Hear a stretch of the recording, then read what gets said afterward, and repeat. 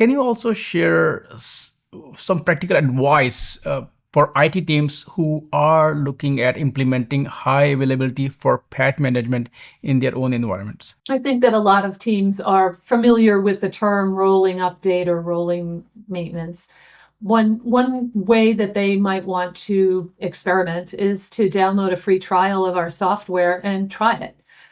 We can work with you on a pre-sales engagement and help you through the process of getting a 2-node cluster set up, and you can try and see just how easy it is to implement and how productive it is to be able to do that rolling upgrade and fail over to the upgraded node and back again.